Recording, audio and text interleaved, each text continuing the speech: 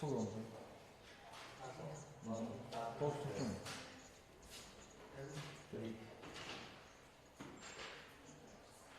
좀 버스 대신에 후터 갖고 있지. 후터 그거는 어디 나왔으니 저거.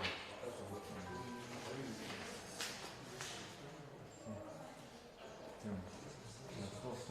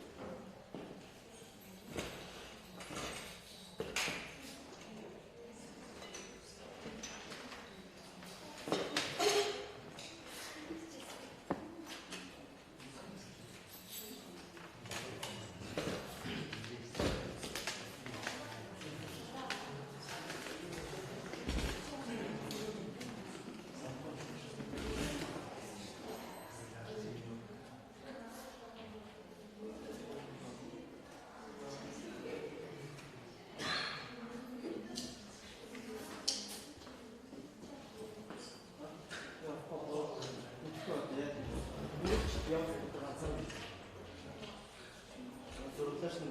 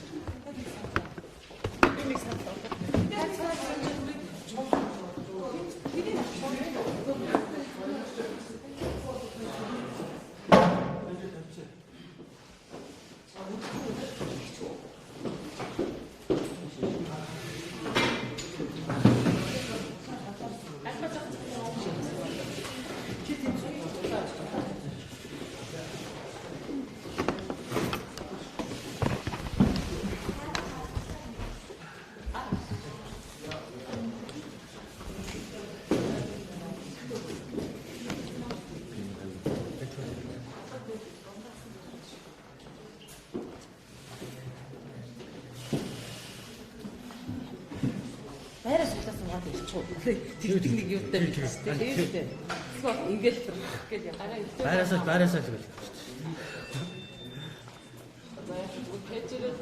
12-ийн надад цэг загсаж байгаа хэрэгтэй байна шүү дээ. тийм шүү дээ. Нас итгэж шүү дээ гэдэг байсан. Тий. За тэгээд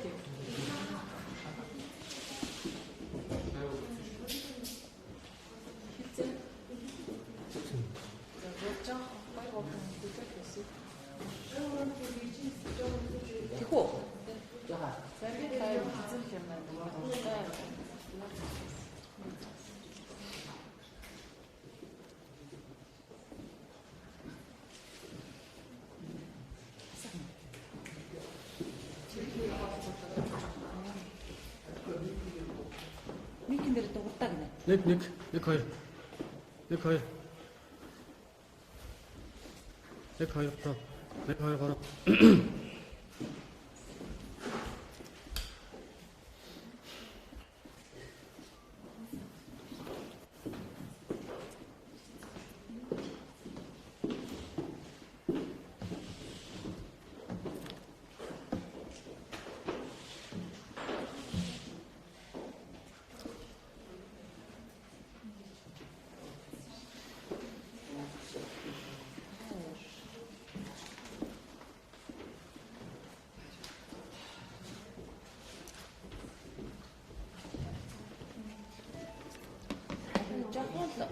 Хоёр гурав гэхэд нь орж ирж байгаа юм бол тэрийг л хэлчих гээл.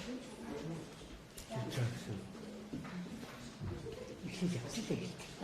Эхлэл явдаг. Тэг үү? Одоо эхэлж байгаа уу? Хүмүүс альтер бол. Тийм ээ? За.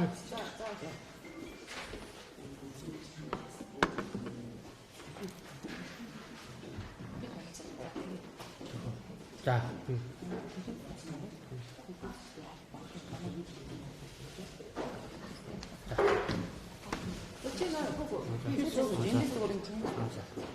За сэтгүүлч бүгдээрээ сайн соноод өнөөдөр бас нэг зарсан хийхдээ явах цаг гаргаж хүрч ирсэн та бүхэн баярлалаа. Тэгээд өнөөдөр бид бүхэн Монголын сэтгүүлч нийтэд зам нас ИТ-ийн хамт олон нийтэд сэтгүүлч уянгуудаа имчилгээний хүн бас зардлыг цуглуулах хамт тусламж өргөөч гэж одоо үзэгчдээс ард олонсоо хүсэж их хэмжээний багтаал хийж байна. За үзэгчд бас одоо тодорхой мэдээлэл тавьсан баг. За маань сэтгүүлч ИТ-ийн зэсдүүлж уянгаар өөрний ахыг бүлгэрштэнд орсон учраас яаралтай бүгднээ солонгос улсад очиж хаалгаанд авах шаардлагатай байна. За гэвч бол хаалганы зардал өндөр учраас энэ зардлыг цуглуулахад хүндрэл үүсэж байгаамаа. Тэгээд энэ асуудлаар өнөөдөр хэмжээний багтаалд оролцохоор Монголын сэтгүүлчдийн нэгдсэн хэллийг төлөөлж Монгол сэтгүүлчдийн нэгдсэн хэллийг хэлхийд хариуцсан захирал Батмаатар сэтгүүлч Батмаатар гарсан байна. Зам туусын телевизүүдийн холбоог төлөөлж сэтгүүлч Дагимаа гэж сэтгүүлч ирсэн. За ИТ-ийн захирал Ганзол.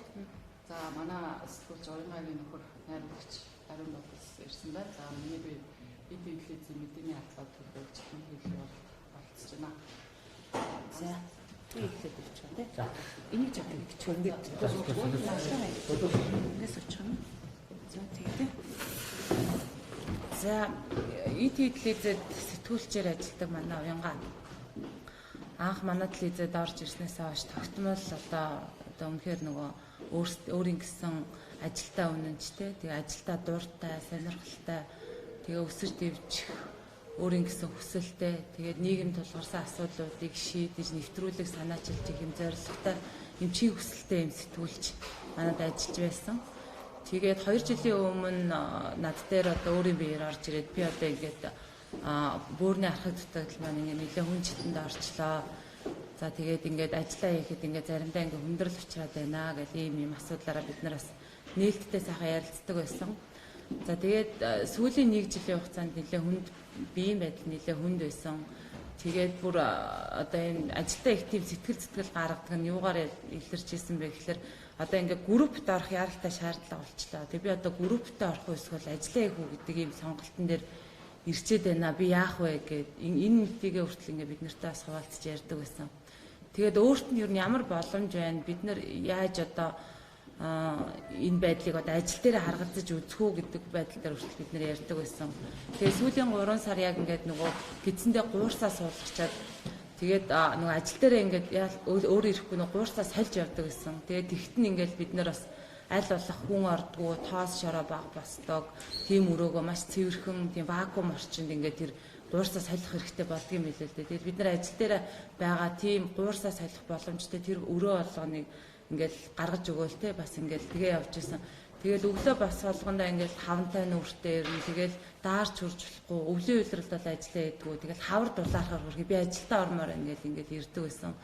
Тэгээд энэ хичээл зүтгэлтэй одоо тэгэл энэ өөрийн гэсэн өөрт нь одоо тулгарсан энэ асуудалтай ямар их хүч тийхээгээр тэмцэж те өнөөдрийг хүрсэн бэ гэдгийг одоо хамт олнонд бол бас хэлэх бах. Тэгээд өнөөдрийн байдлаар бол яаралтай бөөр шилжүүлэн суулгах онцтой байгаа. Тэгээд бөөр шилжүүлэн суулгахыг бол яг Монголд олон удаагийн сүүлийн 3 сарын байдлаар ингээд судалсан. Тэгээд Монголд нөгөө донорын хуультай холбоотой бас их олон асуудлууд бас тулгардгийн байна энэ хүмүүст. Дээрээс нь нөгөө өөрийнх нь яг бөөрөө өгье гэсэн ингээд нөгөө төрсөн ах нь байгаа. Тэгээд энэ төрсөн ах нь болохоор нөгөө цусны бүлэг ондоо гэдэг юм юутай. Тэгээд цусны бүлэг ижил сүүлэг хэмжлэгийг Монголд хийдгүү. Тэгээд Солонгост бол энэ хэмжлэгийг маш өндөр түвшинд маш сайн хийдэг юм байна. За тэгээ ингээд одоо ер нь сарын өмнөөс ахвал бид нэр энэ асуудлыг ингээд судлаад ирж байсан. Гэтэл бас ингээд яг нэг 10 хэдхэн хоногийн өмнө эмнэлгээс ингээд мэдээлэл те бусад эрхтэндээ ингээд нөлөөсөн байна. Ялангуяа ингээд илэг гэдэг эрхтэнд ингээд нөлөөсөн. За илэг бол одоо яаж ч болдгоо юм хүнд эрхтэй. Тэгээ энэ цаашаага ингээд зүрх болоод бусад дотор эрхтэнд ингээд нөлөөлөхийг үгүйсэхгүй. Тэгээ энэ нөлөөлөл нь бол маш хурдтай явж байгаа гэдэг бас ийм хүнд мэдээг бид нар бас авсан. За тэгээд уянгаа маань эмнэлэг твтж хаад бид нар бас холбогдож эргэж тайрч очиод энэ мэдээллүүдтэй бол ингээд хамт яж байгаа. Яалтчгүй бидэнд одоо 120 сая төгрөгийн асуудал тулгарсан учраас өнөөдөр юм бас хандийн үйл ажиллагааг эхлүүлээд одоо бараг 2-3 хонжийн тэгээд хамгийн түрүүнд мэдээж бид нэр одоо салбарынхандаа хандж байгаа. Тэгээд хэвлэл мэдээллийн салбарын энд бас маш идэвхтэй оролцож сэтгүүлч болгон за тэгээд манай Ариг бол найруулагч нөхөр нь тэгээд энэ хоёр маань өөрсдөө зураглаач нартай тэгээд хэвлэлийн байгууллагуудтай нэгт хамтарч ажиллаж найзалж нөхөрж энэ явж исэн болохоор хамгийн түрүүнд бидний бас тусламж гуйх өстой хүмүүс нь бол хэвлэлийн салбарын болж ирсэн учраас бас бид нар бол хэвлэлийн салбарынхандаа хамгийн түрүүнд ингээ хандсан. Тэгээд өнөөдрийн хэвлэлийн баг хурлаар бол нээлттэй бас ингээд ард түмнээсээ компаниудаасаа бас энэ хүү хандалт нэгдээсэй гэсэн юм хүсэлтийг тавьж байгаагаа аль биесээр бас мэдэгдэж байгаамаа. За тий ариг одоо ариг чи ийм байна.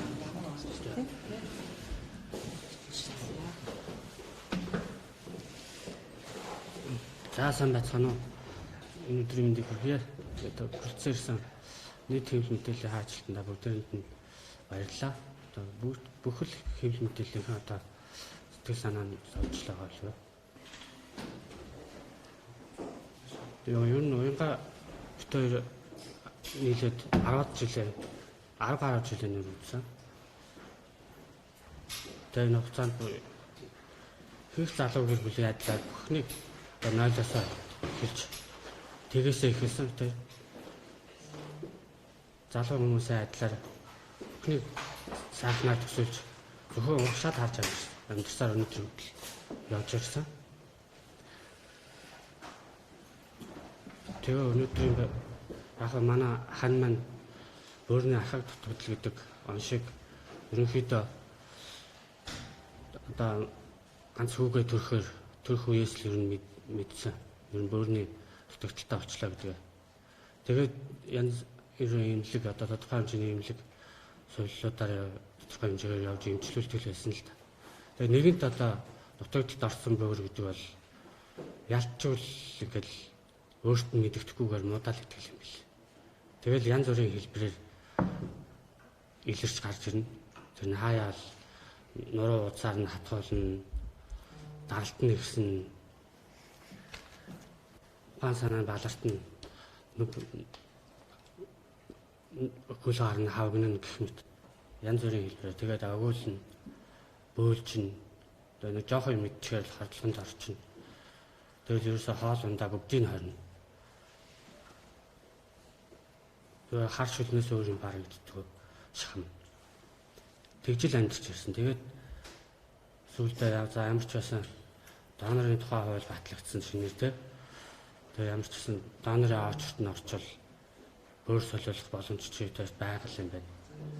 Гэт итгэл найдвар төрж найдвартай амьдарч явж яваад яг ахтаа хамаатан саднууд нь би өөртөө өөрөө өгийгээд хамгийн түрүүнд шинжлэгээ мэдлэгээ өгөөд явсан боловч миний бүр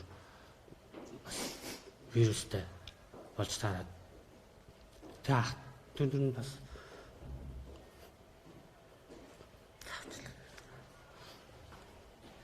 ах түндэр нь бас өгсөн боловч бас яг тохирох тустай хүмүүс нь бас вирустай болж таарчаад за тэгвэл ядаж вирусгүй хүмүүс юу байна гэдэг судлаад бас л бүгдийн шинжилгээнд хамруулж байгаа юм чинь тэр байгаа. Тэгэл яг нэг том ах нь вирусгүй болж таараад тэгтээ цусныхан бүлэг нь өөр. За тэгвэл цусны бүлэг нь өөр юм чинь баг болох байх гэдэг бид тэр нэлээд судалсан бөөрийн нэг. Тэгээ ер нь бол Монголдо бол цусны бүлэг ижүүлэх одоо хагалгаа бол хараахан нэвтэрч амжаагүй. Тэгтээ яг энэ зөвлөгч нар хэрэгжилтнүүд бол чадах бүхнээ хийгээд өнөөдөр хүртэл тороогоод явсаар ирсэн. Тэгээ гадагшаа та явж бөөр солиулж болно. Гадаад бол Солонгос улс, Тайван гэх мэтийн улсууд бол наадах ч юм бол асуудалгүй хийнэ. Тэгээ гадагшаа хандхад бол угаасаа ямар шухан хэмжээний мөнгө гарах уу, зардал нь яаж гарах уу гэдгийг өөртөө ерөнхийдөө багцаалж лээсэн л да. Тэгэл угаасаа багцаалж байгаагаар л угаасаа хариу хэлж байгаа. За тэмцүүд нь дээд лимит нь бол асаа нэмлэгээс бол дээд лимит нь 120 сая. Тэрнээс яг гайгүй буурж бас байж болно. Гэхдээ бие чинь байдлыг шинжилгээний хариу харж иж яг үндсэн гарна гэдэг хариу хэлсэн. Тэгэл яг бид хоёр чинь залуу гэр бүлийн хувьд яг тэгэл өрнөөс өрнөө хооронд, цалингаас цалингийн хооронд амьдрч явж байгаа хүмүүс чинь 120 сая төгрөг гэдэг бол хэцүү. Мэдээж тэгээд би за ямар ч байсан энэ байр хоолндны хайж байгаа эмийн тасалчихгүй юмсан гэсэндээ гадагшаа хүртэл явж ажилласан. Тэгээд тэр хугацаанд нэг л зүйлийг ойлгосон.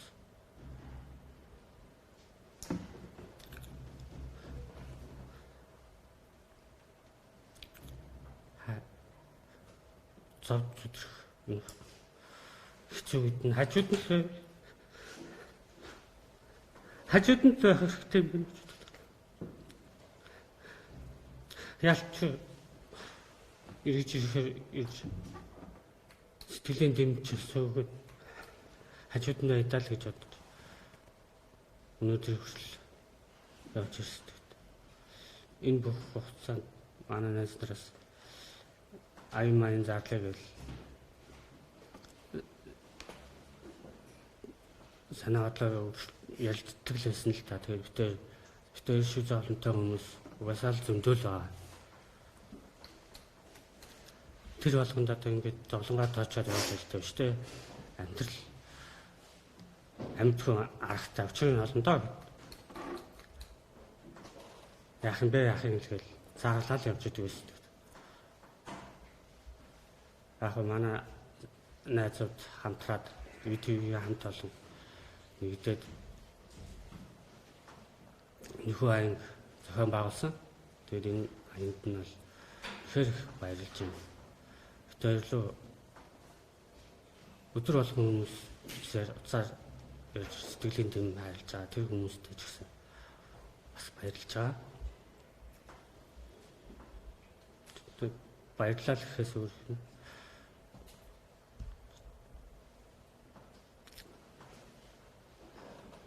Банда.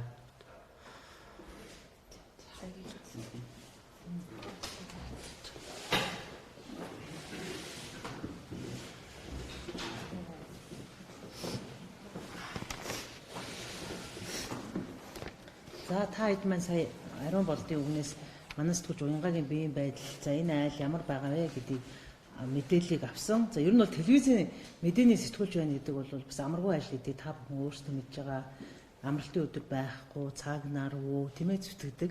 Тэгээ ялангуяа одоо манай сэтгүүл зүйн нэг залуу гэр бүлийн хувьд бол ийм одоо хүнд зүйл тохиолдоод байгаа. Бид бас ард иргэдээ уриалж гин, мэрэгжил нэг салбарынхаа уриалж гин. За ингээ Монголын телевизтэй холбооч бас нэгдэж одоо бас сэтгүүлч уянгаагаа эдгээ энэ нэг айл одоо элэг бүтэн байгаасаа гэж энэ аянд нэгдээ явж байгаа. За тэгээд C1 телевизийн хамт олон нэг өдрийнхаа цалин, ТV 25 дугаар сувг, ТV 5 дугаар телевиз, мэдээний албаныхан нэг бас нэг өдрийнхаа цалин, за парламент телевиз, их орон телевизийн хамт олон ингээд бас нэг өдрийнхаа цалингууд ингээд хандивлаад явж байна. За уянгаа маань бол бас 5 жил одоо мэдээнд явсан ийм залуу сэтгүүлч байгаа. Манай сэтгүүл зүйн салбарыг залуужж байгаа. Бүхий салбар залуужж байгаа. Тэгээ бид бол нэгнийгээс манлайлах салбар учраас нэг залуу гэр бүлээ бас нэг одоо өрхийнхөө нэг ам бүлийг бас элэг бүтэн байлгахын төлөө ард иргэдээ бас уриалж бидэнтэй нэгдээч. Энэ хандивд 1000 төгрөг бас 2000 ч гэлтгүү далаа тусал нэмэргээд хандив өгөөсэй. Энэ хоёр маань бас Солонгос очиж тэр асаан гэдэг дэлхийд нэр хүндтэй донор элэг шилжүүлэх, бөөр шилжүүлэх чиглэлээр дэлхийд бараг 8 эхний 3-т явдаг эмнэлэгт бас бөөрөө шилжүүлж ирээд элэг бүтэн байгаасаа гэдэг энэ аянд нэгж байгаа. Тэгээ бидний хамгийн гол уриалж байгаа зүйл бол манай үзэгчид ард иргэд сэтгүүл зүйн салбарч нь бол зүтгээд бид хэд чинь бас цөөхүүлээ. Тэгээд одоо иргэдээсээ компаниудаас гол нь бол бас дэмжлэг хүсэж байгаа маа. Тэгээд ариун болд манай уянгаа хоёр бол бас хичээл зүтгэлээрээ бол хариулнаа. Ард иргэдээ бас энэ салбарынхандаа тэгээд дэмжээсэй гэж одоо гуйж байна. Гол нь манай ард иргэд манай энэ уянгаагийн 120 сая төгрөгийн энэ хандивд тийм ээ чадах бүхнээрээ дэм тэмэрэл дээсвчэндээ хандивлаасаа гэж хүсэх байна. Тэгэхээр манай телевизийн уран бүтээлчид маань ч гэсэн бас чадах чинээгээ дэмжиж одоо энэ хоёрынхоо төлөө хандив өргөөрөө гэж уриалж байна.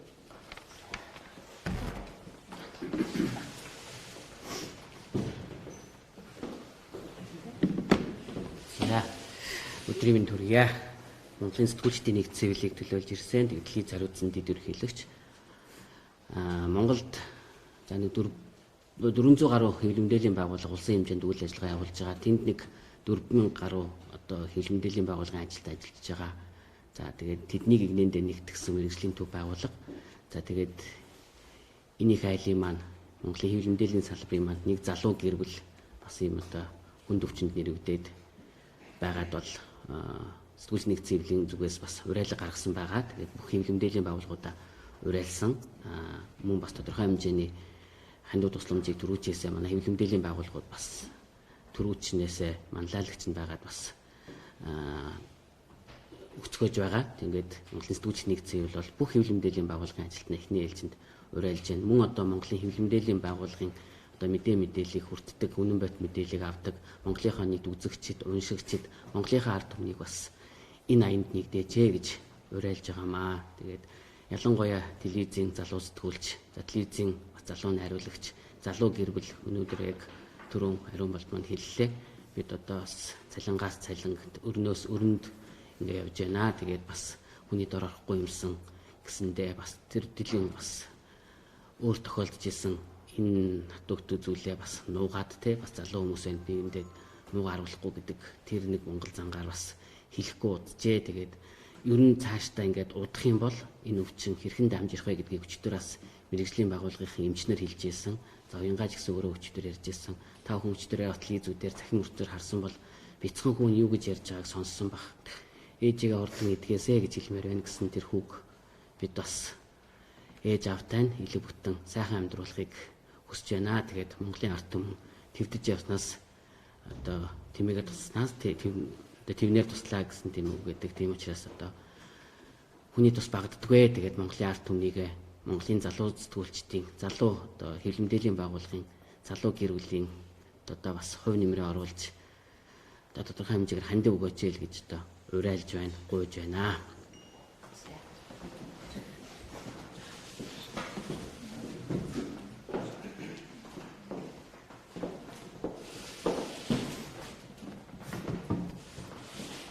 За юуны өмнө уянгагийн манд төлөө хорон цугласан бүх одоо хэвлэлийнхэндээ мөн энэ хэвлэлийн баг хурлыг зохион байгуулж байгаа ИТV телевиз удирдлагууд болон хамтран оролцож байгаа агч нартай уянгаагийнхаа өмнөөс талархснаа илэрхийлье. За өнөөдөр уянгаад маань ийм хүнд өвчин ирсэн одоо найзынхын хувьд туйлын их харамсаж байна. Гэхдээ манай уянгаа маань бас сайхан хантай, сайхан хамт олонтой бас тусалж дэмжих түшээд авах сайхан энэ салбарынхан маань уянгагийн төлөө ингэж нэгдэж байгаад бас үнэхээр их баярлаж байна. За уянгаатайгаа бол 2009 оноос хойш анх эх орон телевиз гэж байгуулагдаж байхад дөнгөж сургуулаа төгсөөд ажлын гараагаа хамт эхэлж байсан ийм одоо сайхан амьдралын найз маань байгаа. За ингээд тэрнээс хойш бас 10-аад жилийн хугацаа өнгөрсөн байна. Энэ хугацаанд бас хоёулаа хаяач гэсэн нэг уулзаад амьдралынхаа зовлон жаргалыг яваад яриад ингээ явдаг ийм сайхан найз маань байгаа. Тэгээ уянгагийн өөрийнх нь одоо зан өөрөө ямар хувь хүн бэ гэдгийг бол би одоо маш сайн мэддэг.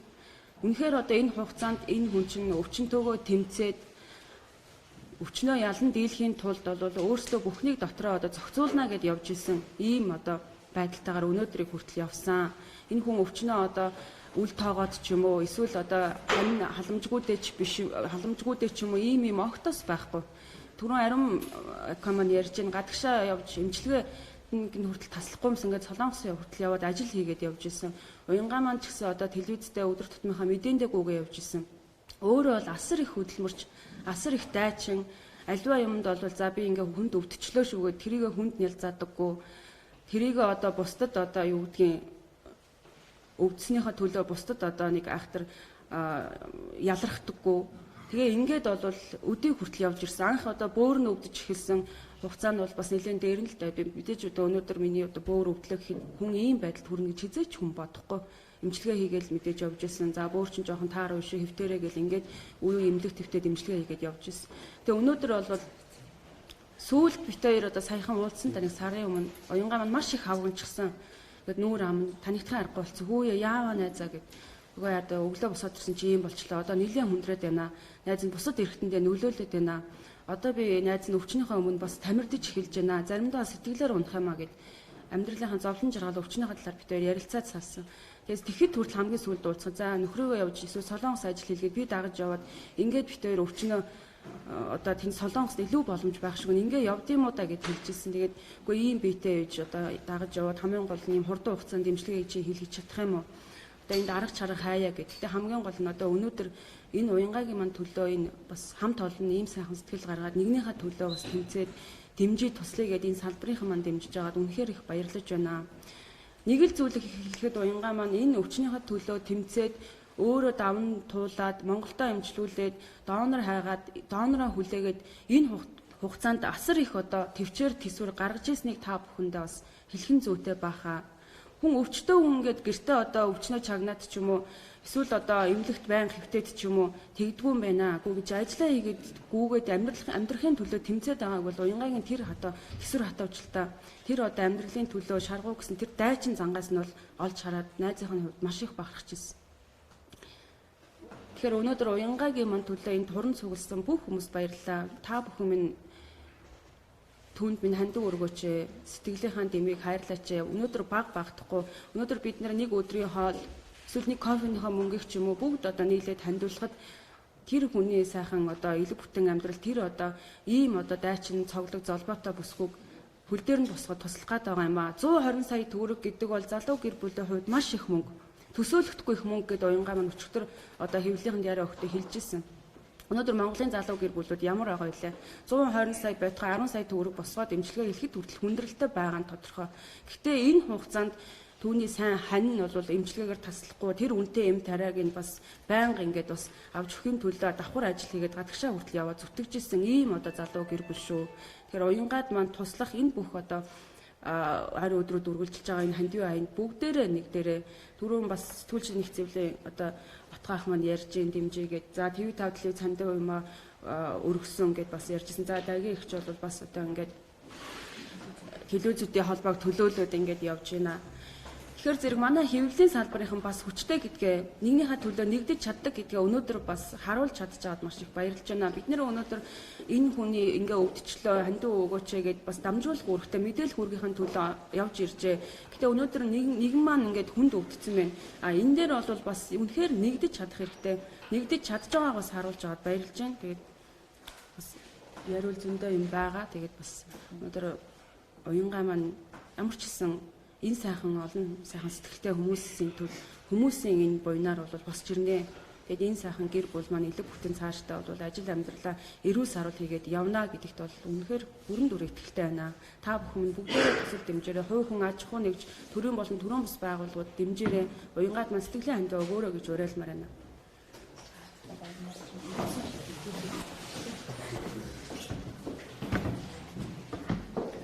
Энд гараагүй зарим нэг мэдээллийг нэмээд өгчээ. Түрүүн Масств хичээсэн те ямар телевизүүд ихнээсээ зохион байгуулалтанд ороод манай уянгагийн имчилгээний зардал зориулаад хандив өгсөн бэ гэдгийг хэлсэн. За дээр нь бол манай мэдээллийн сайтууд болон сонингууд бас нэлээд идэвхтэй оролцож байгаа. За зариг цэгийн мэн, эгүүр цэгийн мэн гэх мэтээр одоо ингээд хандив тусламжаа боддоор өгсөн одоо газрууд ч байна цаашаага зохион байгуулалтанд орж байна гэдгээ бүгд ингээд илэрхийлээд явж байна. Тэгээ уянгаа ерөн сэтгүүлчийн хувьд ямар сэтгүүлч байсан юм бэ? Яаж ажиллаж ирсэн хүн бэ гэдгийг би бас хэлхэн зүйтэй авах гэж бодож байна. За өнөөдөр өөрөө ингээд хүнд өвчин шаналла та бүхнээсээ тусламж хүсэж байгаа уянгаа маань өөрөө бол сэтгүүлчээр ажиллаад ажиллаа хийж байгаа хугацаанд хинт хаана тусламж хэрэгтэй байна? Ер нь тэр газар л явж байсан дайчин сэтгүүлч. Хүний эрхийн асуудал, хүүхдийн эрхийн асуудал, за тэр дундаа гэр бүлийн хүчирхийлэл гээд нийгмийн хамгийн эмзэг одоо сэдвийг хөндөж дагнаж мэдээ сургалтуудыг бэлтгэдэг. Манай бас мэдээний албаны одоо нэг хүчтэй жигүүр болж ирсэн ийм сэтгүүлч байгаа. Тэгээд уянгагийн хувьд бас үүнээс гадна за нийгэмд одоо нэлээд тулгамцсан асуудал болох авилгал хийх холын асуудал, шудраг усын асуудал, иргэдийн эрх зөрчигдөж байгаа асуудлыг одоо бас эрен сурвалжилдаг, асуудал хүндсэн мэдээ сурвалжлага нэвтрүүлгүүдийг бэлтгэж ирсэн ийм сэтгүүлж байгаа. Тэгээд энэ одоо дайчин шинэ үеийн төлөөлөл болсон сэтгүүлчээ дахиад хөл дээр нь босгоод цаашаа албан үүргээ гүйцэтгээд яваасаа гэж мэдээж хэрэг бидний хувьд одоо чин сэтгэлээсээ хүсэж ард иргэд та бүхнээсээ хандив тусламжийг гуйж байгаа юм. За бидний энэ аянд бол хэвлэл мэдээллийн салбарын өнөөдөр ийм идэвхтэй нэгдэж жирийн ард иргэд ч гэсэн нэгдэж байгаа илэрхийлж байгаа их баяртай байна. За гэхдээ түрүүн бас хэлсэн 120 сая төгрөг гэдэг бол эглэл жирийн сэтгүүлчид бид одоо зүгээр нэг жирийн залуу гэр бүлийн хувьд маш том мөнгө. Тийм учраас зайлшгүй одоо та бүхний нэгдмэл хүч одоо хэрэгтэй болоод байна. Тийм учраас одоо ганц дахгүй хоёр дахгүй та бүхэн бидэнд одоо сэтгэлийн хандваа ирүүлвэл тэ бид маш их баярлаж талархах болно. За нэг хүний амийг аварч нэг одоо залуу гэр бүлийг элэг бүтэн үлдээж чадах тийм хүч одоо бидэнд байгаа гэж найдаж байна. За бас энэ бидний өнөөдрийн эхлүүлээд байгаа хандивын аянд урлагийн салбарын бас нэлээд идэвхтэй оролцож хандив тусламжаа ирүүлж байгаа. Тэдэнд бас баярлалаа гэдгийг илэрхийлье. За тэгээ өнөөдрийн энэ хэвлэлийн хурлын тэ гол сэдвтэй холбоотойгоор асууж тодруулах юм байл манайхаа асуултанд хариулаач. Одоо оргосон тэ.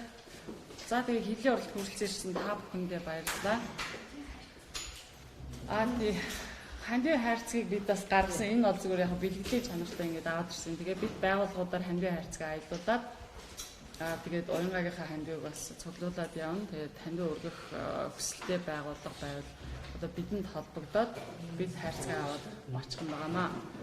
За мэдээж хэрэг бид бас яг энэ хандив арга хэмжээг маш олон хэлбэрээр өрнүүлэхээр төлөвлөсөн байгаа. Тэгээд дараагийн одоо арга хэмжээнүүдээ бид нар та бүхэнд бас мэдээлээд явах болно. Тэгээд өнөөдөр цаг зав гаргаж хүрэлцээрсэн хэллийнхэндээ баярлалаа.